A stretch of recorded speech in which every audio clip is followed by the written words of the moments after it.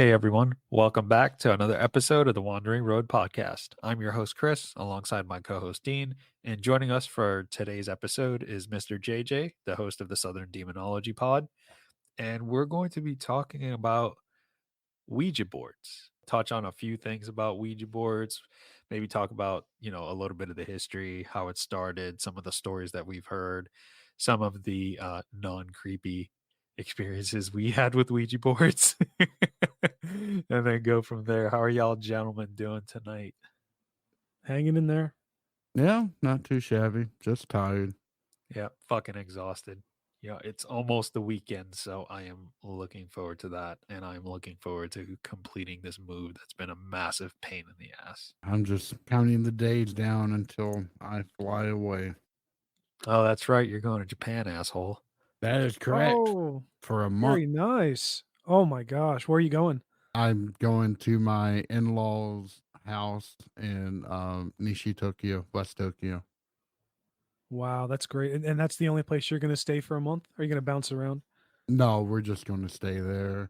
We'll That's cool. take occasional trips to other places, like probably to Hakone, which is famous for their hot springs. But Yeah, other than that and we're going to be hopefully looking for an Akia, an abandoned house to buy.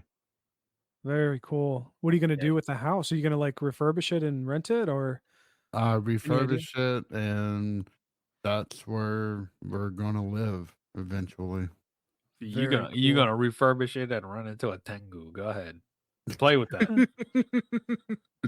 Yeah, you gonna end up like what's that one fucking movie with that Ju-on? yeah, that's gonna be you. The little No, evil kid. I am not stupid enough to buy a property that is under suspicion for being haunted, and there's quite a few in Japan. So Do they disclose that? The yes, properties? they're required to. Holy Uh, shit. they're called stigmatized properties, and it can be for a variety of reasons. If someone had died, if a murder had taken place, or if it's suspected to be haunted, yeah, they are real estate agents are required to disclose that. But that only really lasts for up to a year. And then after that, you can get away with not telling people about the stigma. So, But then you have to be suspicious as to why it's been on the market for over a year. Right? well, there's that, and there's also if the price is suspiciously low, there's Oh, usually yeah. a very good reason for that. The only time I went to Japan so far, I have to say, I was standing outside some of these homes that were seemingly abandoned in Kobe, and it was actually it's technically I'm sure JJ you know this, but it's like called Arima Onsen or something like that. It's like I think it's like a sub area of Kobe. We were staying in this little town area called Arima Onsen, and we were taking walks. And there's like a lot of apartment complexes. There's some residential areas, but it's off like a main street. But if you go down away from the main street a little bit, there was like a nice walking path along a beautiful little river. But if you go further down the hill, there were like a bunch of little homes, actually some big homes too, that just had overgrown stuff around them. There were letters sticking out of the mailbox. They weren't boarded up, but they like very clearly like nobody had been there for a long time. I got some creepy feelings in my gut standing outside looking at those homes, just wondering like, is this like abandoned because of a haunting or whatever? And then that's also the same time that I learned about that one famous Japanese story where the woman like turns into a spider and consumes men in Kobe or something like that. Like there's a famous Oh story about yeah, that. And the I was like Spider wondering like Woman. the Spider Woman, and I was like, "Oh, is she in one of these houses or something?" Because apparently she goes to an abandoned house, and that's where all of her victims are wrapped up. And I'm just like, "Oh my god, I can't imagine rolling the dice and buying a home like that." Kuma Ona. Now, actually, the reason why there are so many abandoned homes is actually due to tax reasons, believe it or not. It Hmm. is so much cheaper to have a building on a piece of property, but the moment that you tear it down, the tax liability goes through the roof on those. Wow, interesting. Anyway, not that we're here to discuss the intricacies of Japanese real estate. So. You know what? Hey, Let's this was yeah, a good intro though. I think so. Yeah, let's keep it on the theme of Japan. And Japan has a Ouija board type of game called Kokkuri-san. Yeah, Why don't we start off Kokkuri-san. with that, JJ? Sure. So Kokkuri-san is typically played by middle school or high schoolers. And the way that you play it is you take a A4 sheet of paper, which is a regular notebook size piece of paper to us in the West. You draw a tori in the middle, in the upper middle of the page. And then you write hi and EA on either side for yes and no, and then you draw out all of the characters in hiragana down beneath it, and then you take a one of the coins that has a hole in the middle of it, and then that becomes your planchette, and you're essentially are beseeching Kakuri-san to come and answer questions for you. Too much um, work. Already too much work for me. Just give me a well, Ouija board. the problem is that Kukuri-san is not an innocent game.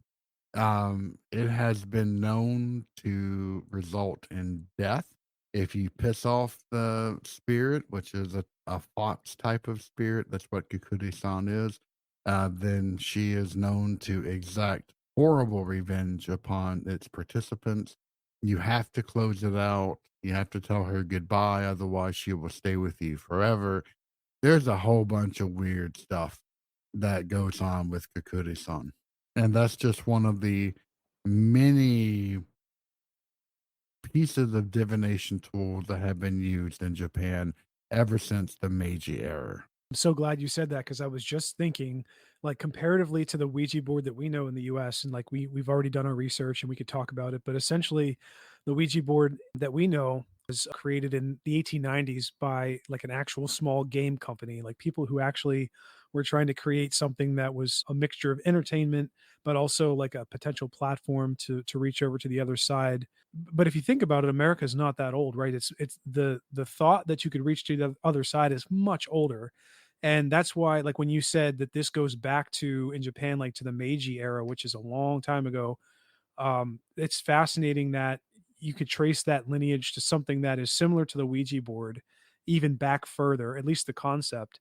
And you compare that to how this was created. The Ouija board was created in the 1890s and patented. Makes me wonder, like, how much information was flowing around about that type of thing before it was created. I did want to talk about the history itself in Japan. So if you talk about the Meiji era, that was a time when there was a lot more superstition and a lot more spread out belief structures in this supernatural sort of thing, like aside from modern day society. So, like, what do you think comparatively is interesting about that fact that like people were more sensitive to the supernatural back then? Do you think that that plays into the growing factor of permeating this idea that the Ouija board does? To touch on the Meiji era, I know they dub it the Meiji Restoration. The Emperor Meiji was one of the leading forces in modernizing Japan, turning it into Imperial Japan. What was going on at the time is, one, you still had the beliefs of the Shinto beliefs. Obviously there was still Christianity lingering. They closed themselves out to everybody except the Portuguese, which a lot of people don't realize that. Yeah, But but but even that was minimized because only yeah, the Portuguese could only go to a tiny island off the shore, and they were never allowed anywhere else. yeah. I think it was always Tanegashima they were Yeah. always relegated to. Yeah. Right, and that's main and one of the main reasons why is that Christianity did rear its head in Japan, and it was quickly stomped out because it was viewed to be a virus. And in fact, there's a secret remnant of ancient Japanese Christians that essentially had to live in isolation. And some of the iconography and various details that they kind of came up with on their own is absolutely fascinating. Yep. Yep. But what I wanted to point out was that at the time of Meiji, there was a lot of internal fighting, a lot of warfare. You had the clash between the folks that wanted to maintain the shogunate, and you had the folks that wanted to be loyal to the emperor. You had the downfall of the samurai. You had all of this internal strife. And one thing that we notice as a pattern throughout history, when there is a lot of internal conflict, when there is a lot of war, people tend to lean heavier to their beliefs, their spirituality. Kokkuri-san arising in the Meiji era, even though I think there's an ancient equivalent to that, I may be incorrect in that assessment. Yeah, I I'm not saying that Kokkuri-san erupted in the Meiji. I'm just saying there were various other divination practices that were heavily practiced in Meiji. And then Kokkuri-san is kind of a modern reinterpretation of that. Right. Yeah, but to answer your question, Dean, yeah, essentially, and I noticed a pattern when there is a country or a region that is going through drastic change, where it be via economic or warfare, where people are suffering and there's drastic change, there's all this political stuff, you will find people gravitating to the spiritual. Oh, and I would completely agree. And it's kind of interesting. It's rare, very rare to find a Japanese person who does not believe in ghosts and spirit. In fact, you typically don't walk next to graveyards because you will draw unattached spirits with you. There is some ghost hunting that goes on in Japan, or going to power spotto or psychic hotspots. But by and far, a lot of people stay away from it because you don't mess with spirits in Japan. And not only spirits, but you also had yokai or monsters. You had all of these random, very isolated villages from each other, and they would come up with cryptids and tell of the monsters that lived in the dark, and those persist to this very day. In fact, it's hilarious. When I was last in Japan, I was watching a show on one of the TV networks that was going over modern yurei and yokai that were being actively invented, and just yeah, it's not a unique phenomenon, but it continues on. And Chris, you said something too that sparked something. So you were saying how in a time when there's a lot of strife and revolt or death or whatever going on and society is some societies facing some heavy aspects to life, and then they start turning more of them start turning to supernatural beliefs and practices, and then that kind of permeates.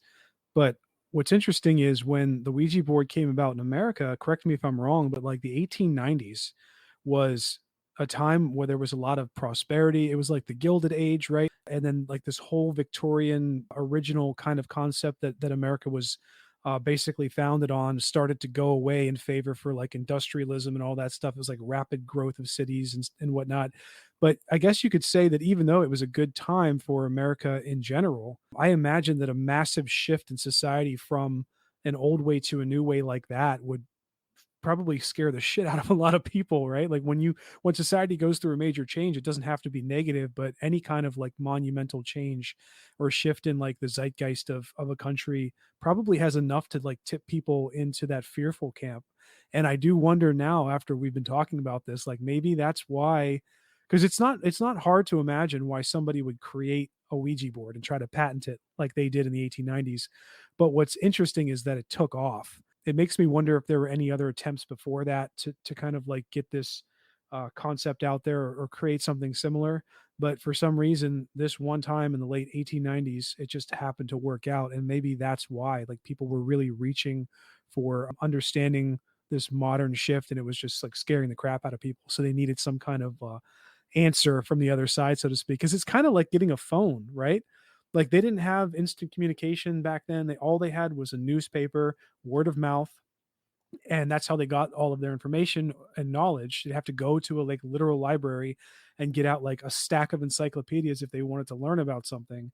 But maybe the Ouija board was kind of like the 1890s version of a Googling on a cell phone, because it offered some way for them to get an answer more directly, more quickly from, the other side of the veil that they would probably assume had more knowledge about life than they did, because they can see, the spiritual life can see from a higher perspective.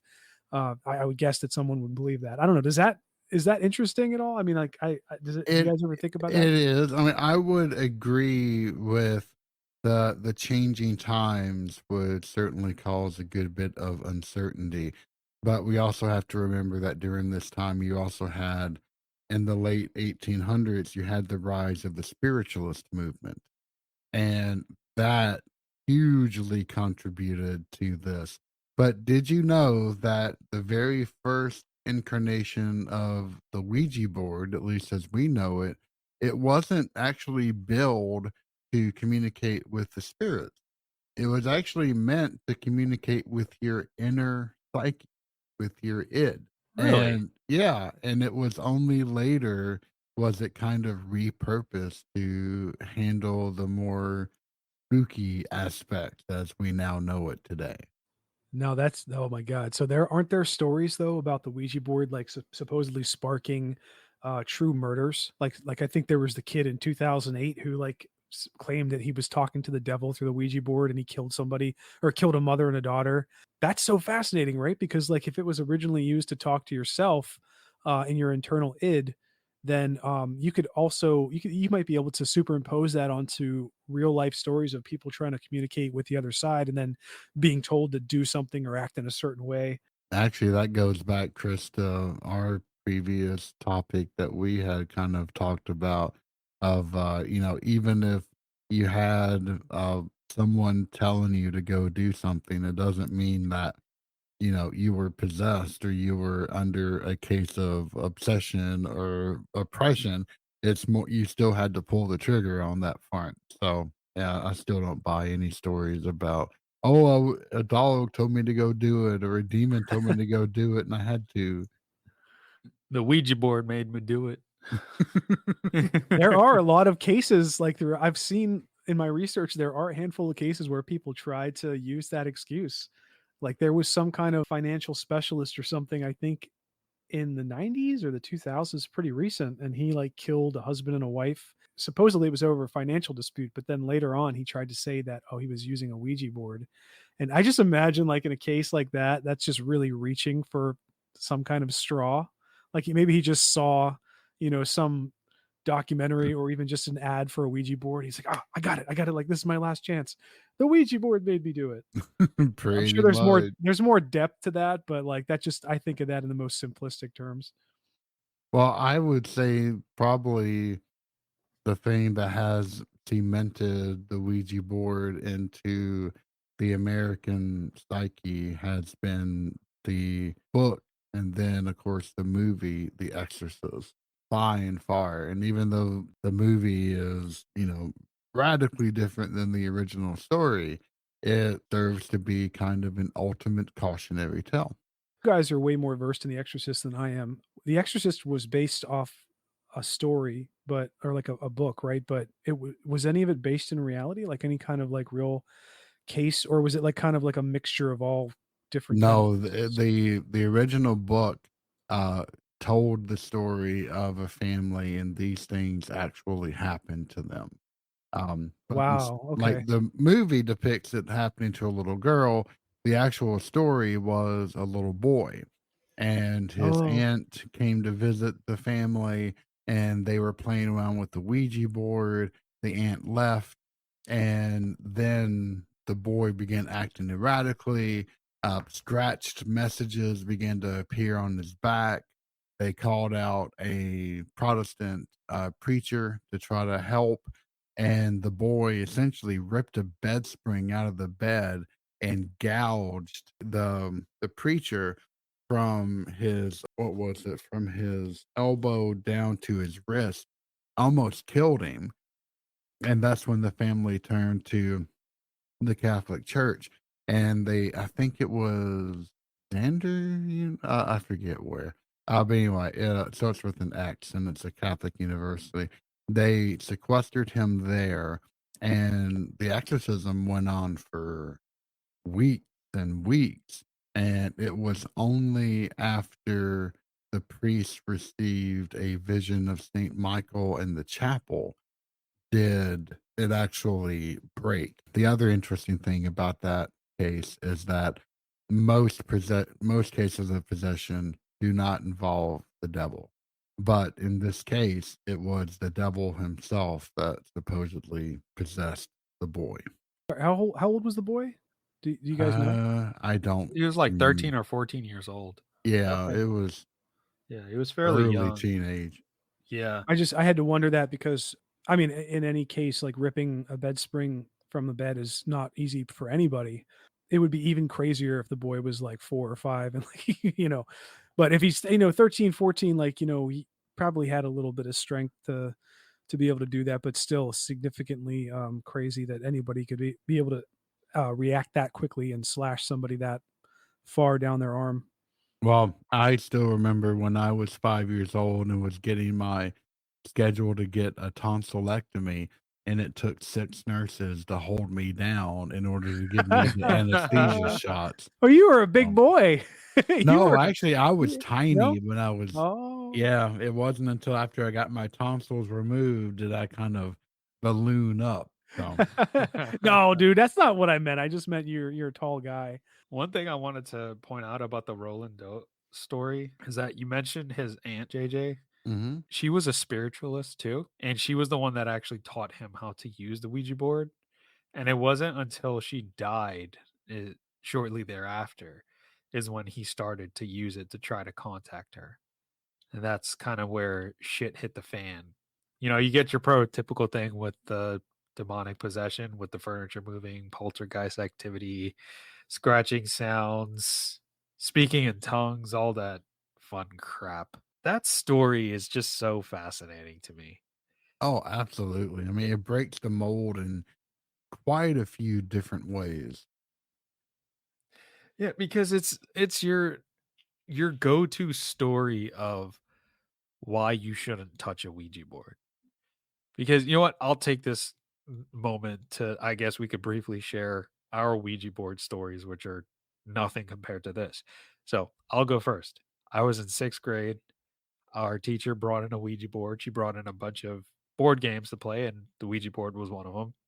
Me and a group of kids, we were playing with the Ouija board and we're all asking stupid questions. I'm pretty sure we were all moving the planchette. And the one question I asked is, how many kids am I going to have? And it said 6. And I don't have any. So much for that prediction. But Dean, you were saying before we started, you actually had your own Ouija board story that was kind of similar to mine, and that your mom had one as well. Yeah, and can even talk briefly after this about the TikTok you guys were sharing around because it kind of plays into a similar vein of what I experienced. But mine is not really that interesting. The TikTok is more interesting in my opinion because something actually happened. The first and only Ouija board experience I had when I was a kid, and like I said to you guys earlier, I have no idea where I got the Ouija board. I think like maybe I asked for it. I don't know. I don't remember playing with it more than like a couple times, but the only time I really remember clearly like vividly using it and what I was doing and like talking about when I used it was in my bedroom around like 13, 14, I think, maybe even 12, 13. I was with my best friend and I'm like, "Hey man, you want to do the Ouija board real quick?" And he's like, skeptical, but like, "Okay," because you're a kid, you think it's actually really going to do something. So we sit down and like read the directions, like how to do it, like say something, lightly play. I remember lightly place your fingers on the planchette or whatever, and like you don't move it, you just let it move itself. And then I think I remember like we asked stupid questions first, and like it wasn't doing anything, and then we asked like a heavy question, like when will we die, or something like that. And I don't even remember the order which we asked it, but like it moved and we were both of us were accusing the other of moving it. Like, you're moving it, you asshole. No, you're moving it. I'm pretty sure we were both moving it. I'm pretty sure we were both guiding it because nothing. I'm not saying I don't believe Ouija boards can't possibly be true. I'm sure there's some kind of weird stuff that has happened with Ouija boards to people, but in that particular instance, it definitely we were being idiots and both moving it. But like the outcome was one of us was going to die when we're 22 or like 24 or something. The other one was going to die at 89. And here we are today. Both I just saw my friend when I went to Pittsburgh a little while ago, and he's alive and well. And we're both definitely not in our 20s anymore. So that's just kind of my like little side story. And then really briefly, my mom had a way more interesting story than I did apparently. And she grew up in I guess this probably would have happened in the late 60s. I want to say early mid 60s ish, maybe, when she was a kid. And she said that she went to a friend's house for a sleepover, like a slumber party back then. And it was like, I don't know, 4, 6, 7 girls or whatever, including my mom. And her friend there had a Ouija board, and so they did this seance thing. I think they had like a seance and the Ouija board was involved, but they got really heavily invested in this seance apparently. And I guess one of the girls knew like what to do with like candle lighting, sitting in a certain position. I can only imagine. I have to ask her again if she remembers any details beyond that, but she would tell this story sometimes to where it got really heavy and creepy because apparently what happened was after the seance progressed and they did the Ouija board or whatever, they were all sitting around in the dark with a candle, maybe saying chants or something. And then the table that was the Ouija board was on started to like move and shake, but it was like a violent shaking. Of course, the girls are like screaming at this point, and I think they like ran out of the room. Some of them ran out of the room, and you hear that story and you're like, okay, yeah. I mean, like, one of the girls could have been moving it or something could have been that, but I think that my mom is a pretty good storyteller, and the way she told it made it seem like something really did happen because the circumstances just didn't make sense that it was like one of the girls doing all these weird things. So that's my two family related stories involving Ouija boards. One boring, one a little less boring. Well, mine is definitely boring. I have only touched one when I was, I don't know, 11, 12, and we went to a family friend's house that I only went to a couple of times in my life, so it's a little fuzzy, but we were sitting around in their living room, and it was just me and this other boy, and the lights were down, and he pulled out a Ouija board and was daring me to play with it, and I love anything creepy. So I'm like, "Yeah, let's do it. That'd be great."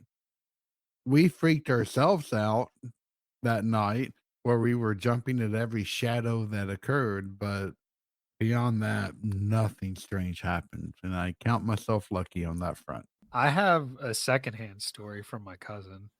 Okay, let's hear it. So, Sure. all right. So, again, listeners, secondhand story. He might have been lying to me, but given the amount of shit that dude's been through, Sean, if you're listening to this, I hope you and I do this story some justice. So he has family in Canada. Him and his dad and his mom, they would go to Canada in the summer and they would spend like 3-4 weeks there. So he was close to probably, I think he still is close to with his one cousin who I share the same name with, Chris. They went up to his house in Canada. And they're like teenagers doing stupid shit. Somebody happened to have a Ouija board. And they decided they were going to play with it. So they're messing around, yada, yada, yada, asking it questions. But I guess at a certain point, people started getting spooked. And I don't think, now I may be wrong because this is a secondhand story. Either they conjured something and welcomed it through the portal, or they did not close the game correctly. Because after playing with that Ouija board, weird shit started happening in the house. Like things would like drop off of shelves, doors would slam on its own. And this is in a home where none of that stuff has happened before. So prior to that, there was no like spiritual, paranormal, or haunting type of activity on the property. Things got so bad where I heard some people saying you should not do this. They took the board outside in the backyard and they lit it on fire and burnt it to a crisp. Oh my god. And after they did that, that's when things like started calming down. So what's funny about that story to me is, isn't it terrifying that you can have kids in your household growing up and they can just be getting and like not only do you have to worry about them getting into like regular shit, but like they can also apparently like conjure the dead and the spirits to your house, and then you God, you you released another demon in this house, you little brat. Oh my God. We have to remember Art Bell and his radio programs. He would often allude to an ancient Ouija board that he had received in the mail that he would never like he would bring up the story, the topic, and then he refused to say anything more about it. So to me, it was like the ultimate kind of teasing going on. But there are certain things that he refused to talk about, and that was absolutely one of them. Giving us the paranormal blue balls there. Pretty much, it was like the ultimate cock tease. But guys, there was one thing that I wanted to explore when it comes to Ouija boards. I know we've said time and time again throughout multiple episodes, and you even have an episode dedicated to Ouija board, the dangers of Ouija boards on Southern Demonology as well, JJ. Yep. Um, I know the dangers of, you open a portal, something could come through, but I also want to talk about the psychological aspect of it. Feel like that gets lost when you start talking about these stories, these paranormal stories of, demons coming through the board, or, elementals coming through, and all of these different hauntings and violent things happening with people that use Ouija boards. But I mean, one thing we have to consider with humans is the psychological aspect of it, in which how much of this are we manifesting ourselves because we want it to happen so badly, to the point where you think the door shut by itself. That goes into what JJ was saying earlier, right? Too, about how the Ouija board was originally supposed to be for internal exploration of like the self. I wonder the same thing because I've thought about that in many times in the past, where and we talked about like tulpas and stuff and like the power that people have to create something, even in like groups. Like people have some kind of ability to, in some cases, produce some kind of shared phenomena, whether it's actually being projected in the real world or if it's imagined across a group of people, but same thing, right? And it's like the Ouija board seems like you are in the instances where people really believe something is happening or something strange happens. Like this goes back to the whole id thing. It's like, are you creating this from yourself, or is this an external thing that you're actually calling to the board like it's supposed to be? It's a good question because, I think a lot of people will say that, oh, the thing that, separates humans from the rest of the animal kingdom is that, we have language. And I would say not particularly. The real separating factor is that we create our own little worlds and then we inhabit, we live in them. And if you convince yourself of something, then it's hard to get out of that particular mindset or illusion or whatever it may be. Um, but to go back to the dangers, you know, just like with most things, Ouija boards require a proper set of directions that you have to follow.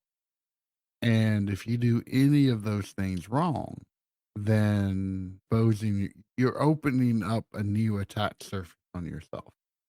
And I simply advocate not to mess with them. I've seen people have horrible, horrible experiences with them.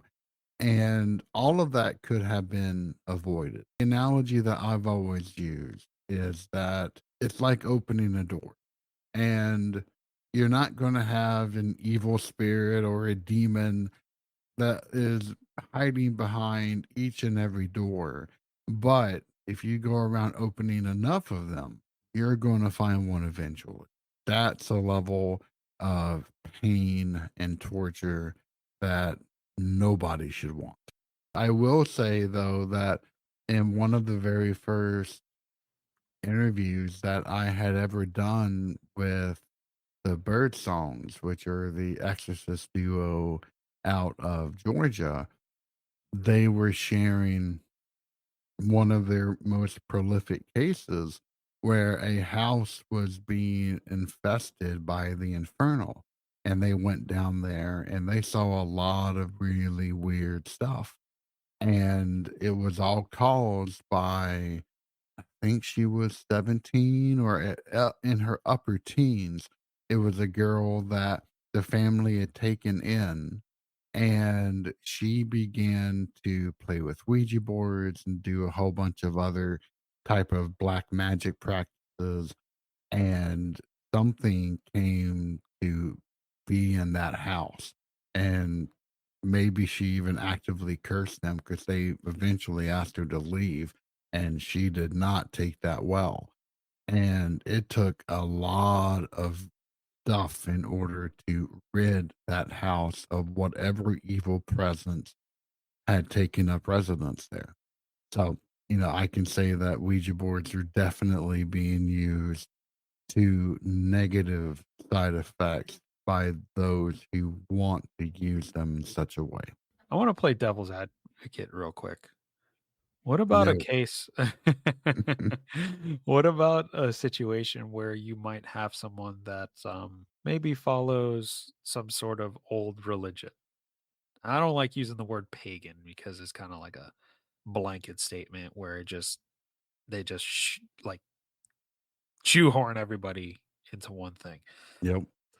Let's say like the old Celtic religion, and let's say they whatever that person practicing uses Ouija boards and they never had anything bad happen to them. Do you think it's the intent, or you kind of just got lucky that you haven't opened up the door to Beelzebub yet?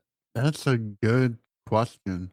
Like, for example, let's say that there was a religious rite in which you were trying to channel whatever god or gods that you might happen to believe in. And the way that you did that was through a tool similar to a Ouija board. If it was to a deity and that deity was benevolent, I don't think anything bad would happen. But the thing is that how would you know that's who you were speaking with? You can't see these things. And there's been a lot of cases, especially with, say, even though I don't give the Warrens any credit whatsoever, the entire Annabelle story, where it was, the spirit supposedly haunting this doll that was supposed to be, a little girl, and they invited it to stay, and then turned out to be something much, much darker. So I think intent does play a huge role in it. And if you're trying to contact the other side, that is when you're opening doorways that probably should remain shut. Oh, that makes sense. Dean, I see you shaking your head. You've been awfully quiet, sir. What are your thoughts? I've been thinking deeply about that. And I think about that all the time when we talk about stuff like this. It's like you don't know what you're talking to in these situations where people are having these experiences that are not directly explainable by them. They still have to figure out what is actually going on, or they don't. They just assume, like you just did, like the Annabelle story and whatever. And that's what really blows my mind about the whole concept of the world of the paranormal in general. And I mean, even life in general. Like, if you want to get super philosophical, which I promise I won't, but like in a nutshell, nobody even really knows what the interactions and the inner workings of life are. We've talked about on this podcast before where it's like, the whole philosophical principle that just kind of like playing with the possibilities of what could be true. And basically, if you dumb it down, you really don't know. You can't really prove anything outside yourself, right? Like you really only know yourself as your own conscious awareness. And I've heard some people try to even argue that away. Like, you could probably even argue yourself away if you tried to. But generally speaking, at the most broken down sense of reality or stripped down sense, it's like you basically can't prove anybody else's consciousness outside of your own. And you can't prove that anything you're seeing around you is not some kind of elaborate alternate reality or something. Like, we've been hearing that nowadays with the advent of AI and virtual reality. And so to tie that all back into the concept JJ was talking about. It's like if you're dealing with like things that really are demons, but we don't even know either. Like if these things are really manifesting, like they might want us to call them a certain thing, but the actual reality of what the things are probably many dimensions deeper than just our simplistic explanation for them.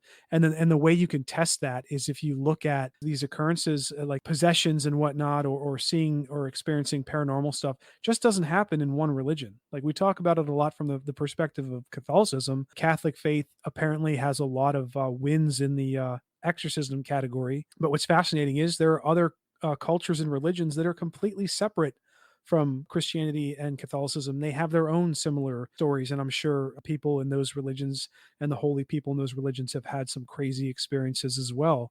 So, we're all sitting here thinking about like demons and stuff from the concept or the perspective that we talk about it from the bubble. Like JJ, you were saying, like we create these environments around us and then we live in them and we have trouble stepping out of them.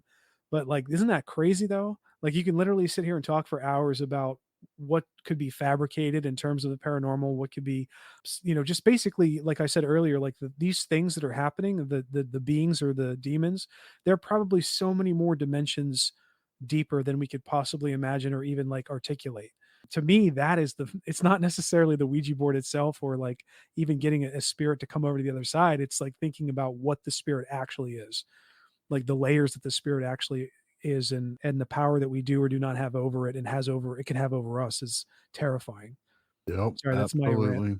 JJ, for I guess we could segue into what I was keeping for last, which we can discuss, unless there was something else that we missed out that you wanted to touch on quickly. The last thing I wanted to go over is ZoZo, Demon of the Ouija board. Wait, How there's an could I actual forget demon? those? Gotta hear this. JJ, we'll save that for last. Why Okay, don't you share that TikTok story that you sent to me the other day sure. about the Ouija board? Yeah, I found this absolutely fascinating. There was a girl who posted a TikTok story, and she said that only what, 2 people knew about this story, and one of them is no longer alive. So she says that she and her friend used to live in a really creepy house, and she would go over there a lot. And this friend would then want to play with the Ouija board with her all the time. She said that whenever she would try it, nothing would happen. But yet, when her friend would touch it, it would be like something speed typing away. It was kind of crazy. And the thing that she remembers the most vividly was her friend asked, I think he called her Stephanie, I think it was. Stephanie asked, "When am I going to die?" And the board quickly pointed to 2 and then 2, so age 22. And that's a little creepy that you said 22 as well, Dean, earlier.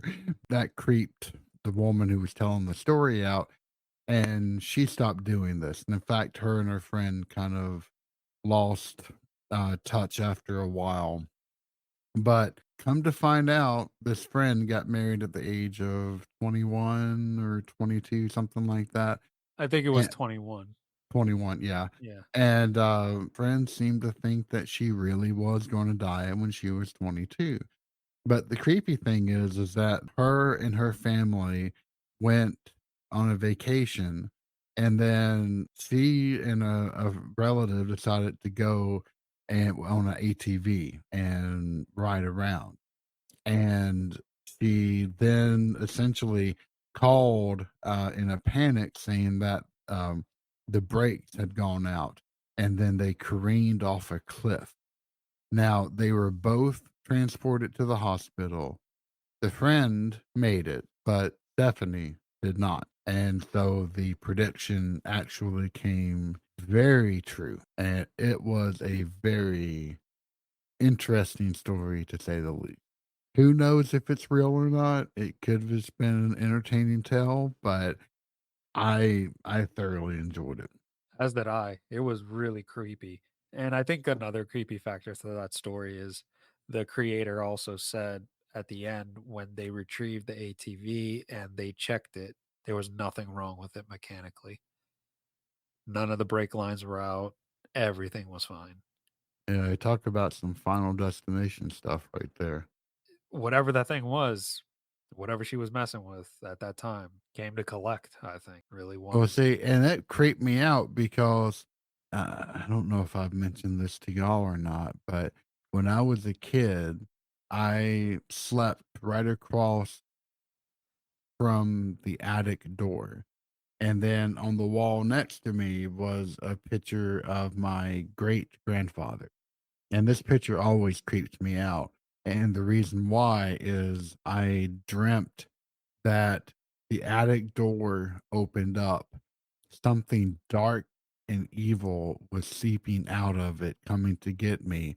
And I looked up, and my grandfather was looking down at me with these eyes that just radiated madness. And he said to me, "You will die on November 2nd."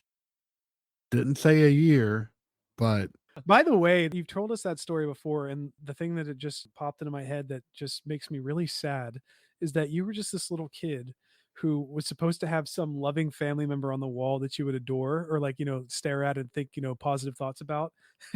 It's like nope, it turns out your great grandfather's evil because he was apparently on, this shit seeping out of the closet to come get you, and the only thing he can muster up is "You're gonna die, you little bastard." Like no words of like comfort or like, "Oh, it's okay, I'll protect you." No, it's just like you're gonna die.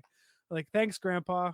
well, Great. the funny thing is that by all accounts, he was an absolutely wonderful man. My grandmother loved him to death. Like the main things I know about him are that his hair turned solid white when he was 16, Wow. and then he died.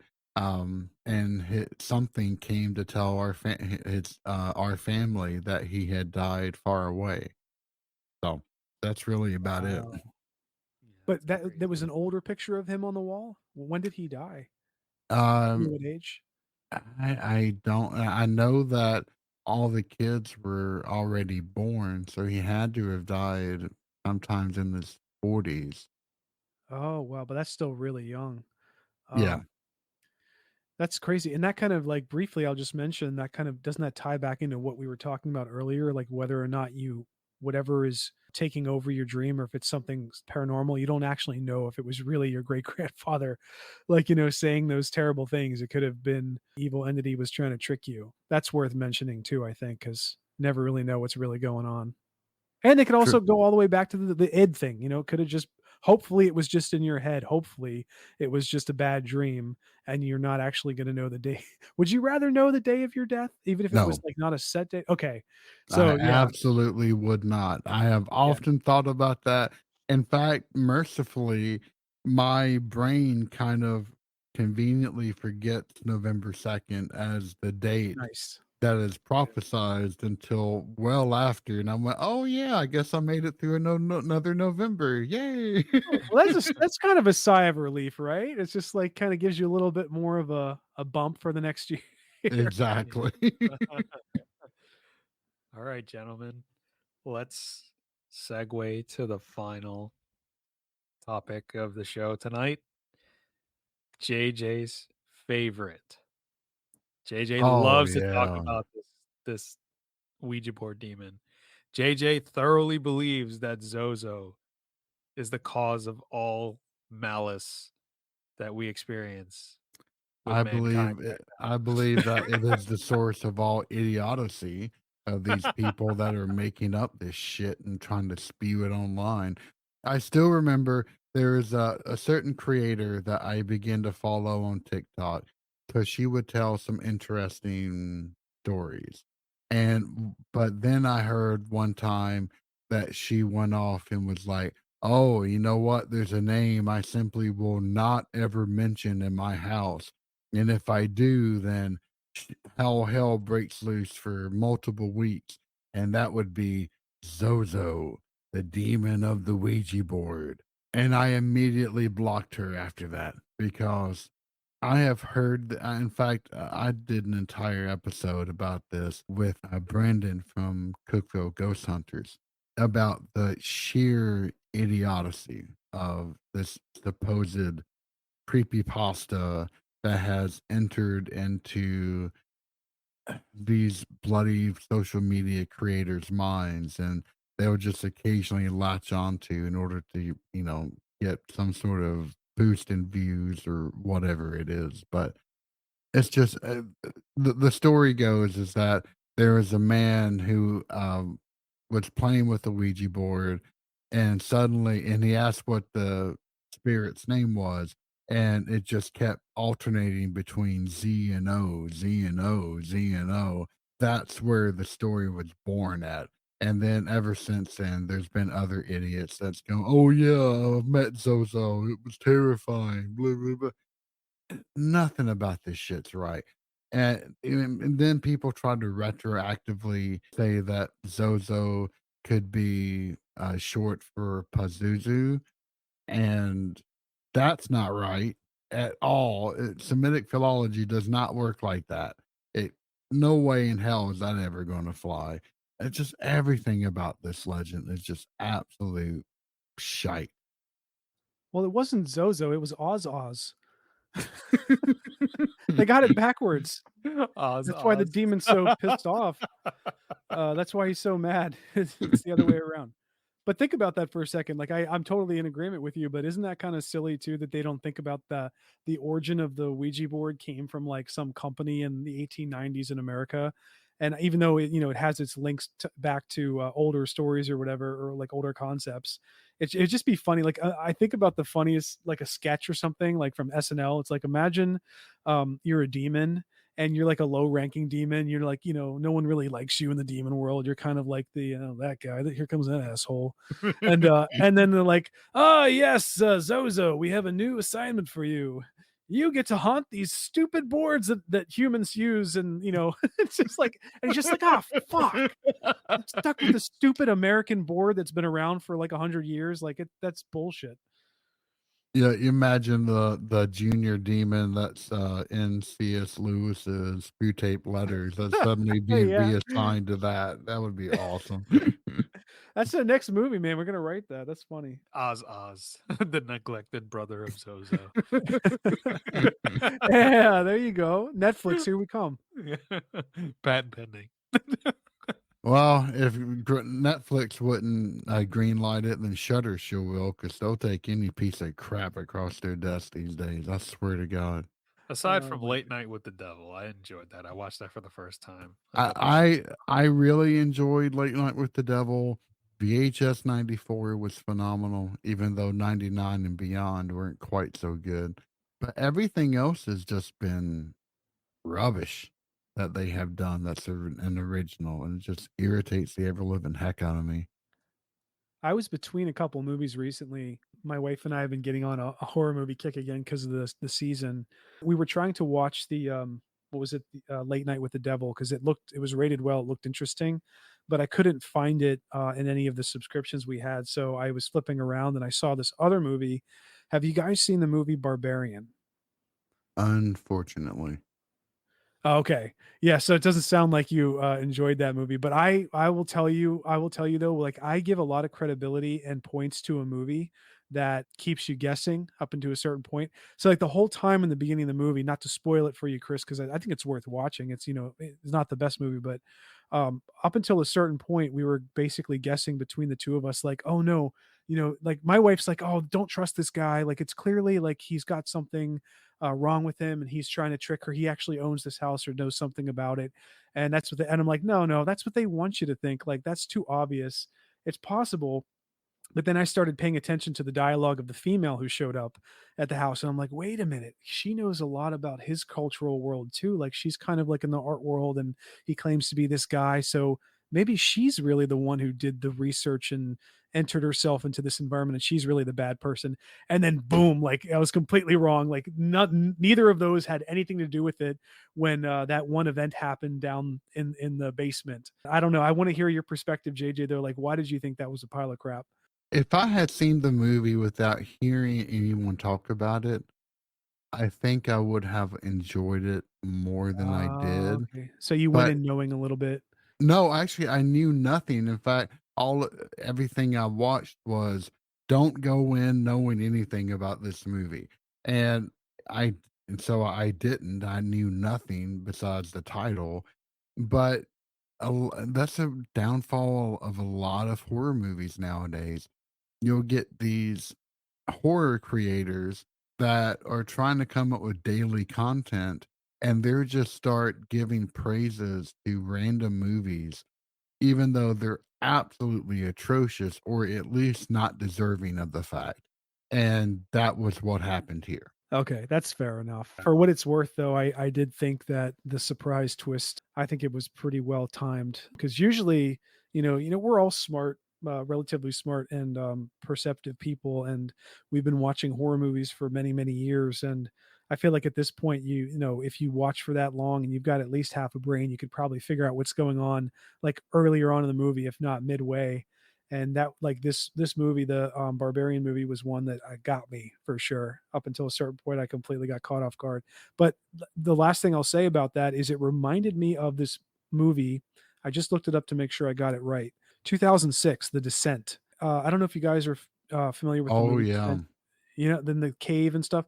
Yep. So same exact thing. Like, I actually went to I was a part of this like trip that went to the movie theater, right? And they're like, "Oh, you get to watch a rated R scary movie today." And or they didn't even say scary movie. They just said you get to watch this really cool rated R movie as a group. I'm like, that's awesome. Okay.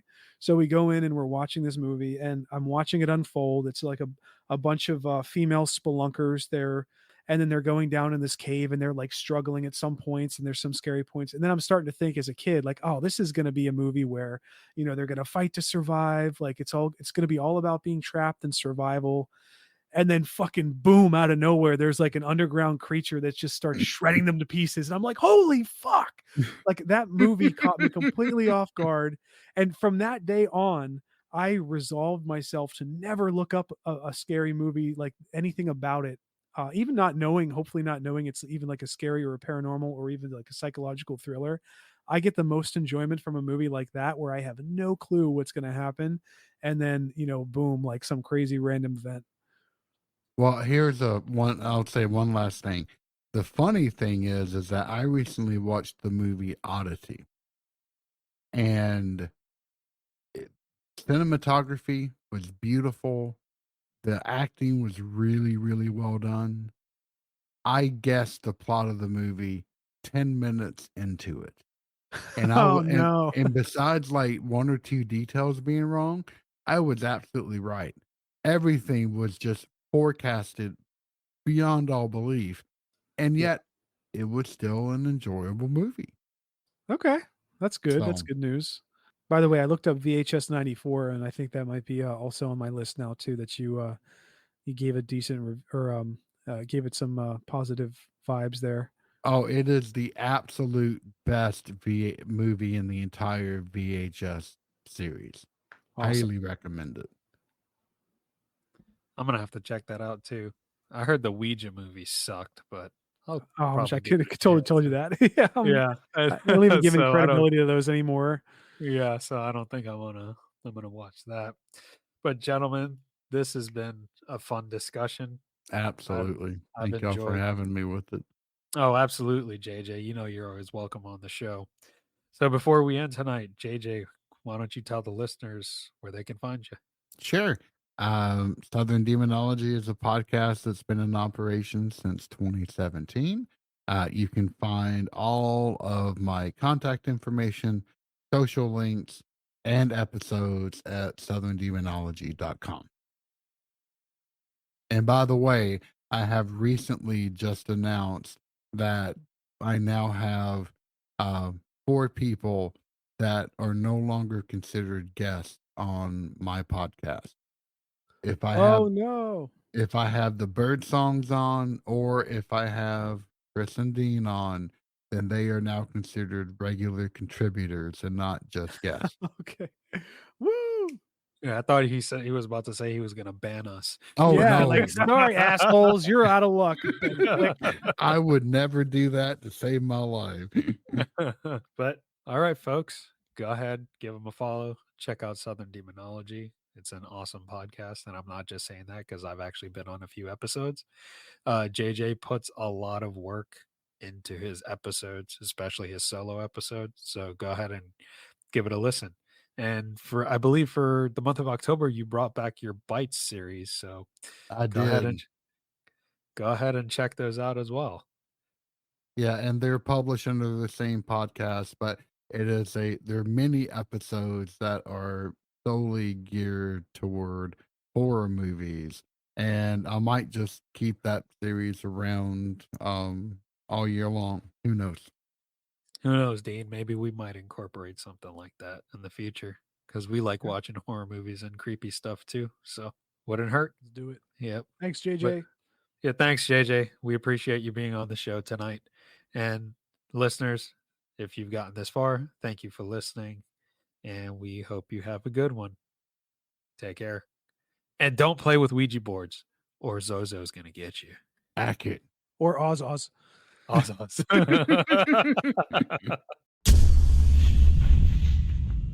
Thanks for tuning into today's episode of The Wandering Road. You can find us on Apple, Google, Spotify, and most podcast platforms. Be sure to subscribe and share. Also, don't forget to give a follow on Instagram at twroadpodcast and follow my TikTok at twrpodcast. Take care, and I'll catch you on the next one.